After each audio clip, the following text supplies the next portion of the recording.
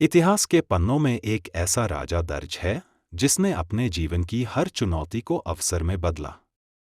उत्तर भारत के सम्राट हर्षवर्धन ने सिर्फ युद्ध कौशल ही नहीं, बल्कि अपनी धर्मप्रियता, कला और संस्कृति के लिए भी अमिट छाप छोड़ी।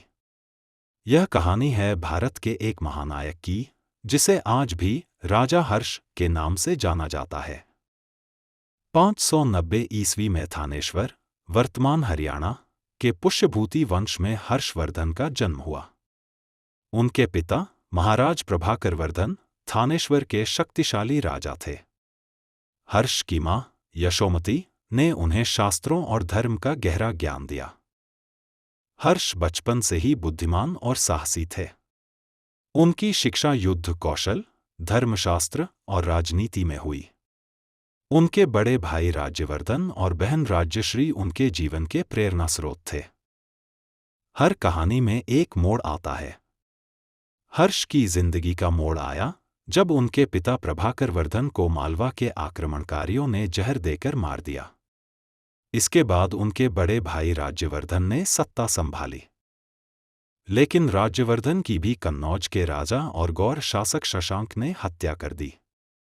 इसके बाद 16 वर्ष की उम्र में युवा हर्ष को विशाल साम्राज्य का उत्तरदायित्व उठाना पड़ा।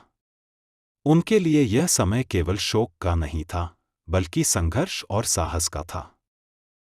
हर्षवर्धन ने कन्नौज और थानेश्वर को एकजुट कर एक विशाल साम्राज्य का निर्माण किया।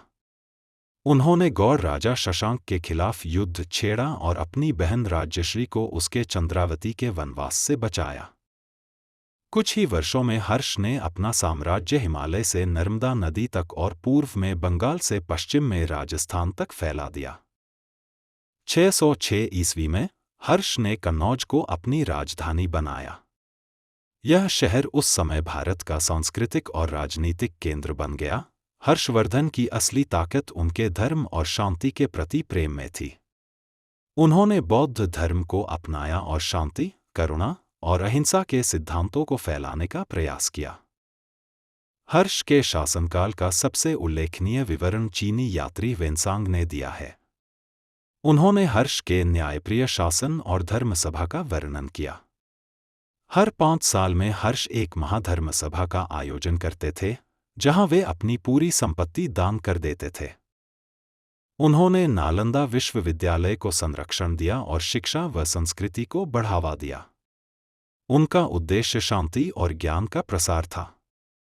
हर्षवर्धन केवल एक योद्धा या धर्मरक्षक नहीं थे, वे एक उत्कृष्ट लेखक भी थे।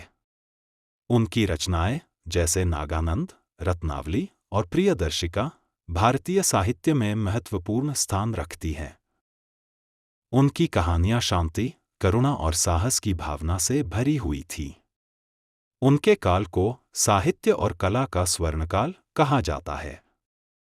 647 ईस्वी में महाराज हर्षवर्धन ने इस संसार को त्याग दिया। उनके बाद उनका साम्राज्य कमजोर हो गया, लेकिन उनकी विरासत अजरअमर रही। वे एक ऐसे राजा थे जिन्होंने केवल तलवार के बल पर नहीं, बल्कि अपने धर्म और करुणा के बल पर इतिहास रचा। हर्षवर्धन की कहानी हमें सिखाती है कि सच्ची ताकत केवल युद्ध में नहीं, बल्कि ज्ञान, धर्म और प्रजा के कल्याण में होती है। उनकी उदारता और शांति की भावना भारत की आत्मा का प्रतीक है।